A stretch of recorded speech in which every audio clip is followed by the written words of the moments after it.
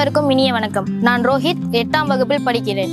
இன்று நான் உலக சுற்றுச்சூழல் தினத்தை பற்றி பேச வந்துள்ளேன். உலக சுற்றுச்சூழல் தினம் ஒவ்வொரு ஆண்டும் ஜூன் 5ஆம் தேதி அனுசரிக்கப்படுகின்றன. சுற்றுச்சூழல் என்பது மனிதர்கள், தாவரங்கள் மற்றும் விலங்குகள் வாழும் சுற்றுச்சூழலை குறிக்கின்றன. அதாவது தூய்மையான சுற்றுச்சூழல் நமது வாழ்விற்கு மிகவும் அவசியம். மரங்கள் நமக்கு ஆக்சிஜனை வழங்கி சுற்றுச்சூழலை பாதுகாக்கின்றன. எனவே நாம் அதிக அளவில் மரக்கன்றுகளை நட வேண்டும். பிளாஸ்டிக் பொருட்களை குறைப்பதன் மூலம் மாசுபாட்டை கட்டுப்படுத்தலாம். தண்ணீர் மற்றும் மின்சாரத்தை சிக்கனமாக பயன்படுத்த வேண்டும்.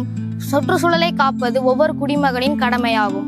பசுமையான பூமி நமது எதிர்கால தலைமுறைக்கு ஒரு சிறந்த பரிசாகும். சிறிய முயற்சிகள் கூட பெரிய மாற்றங்களை உருவாக்கும்.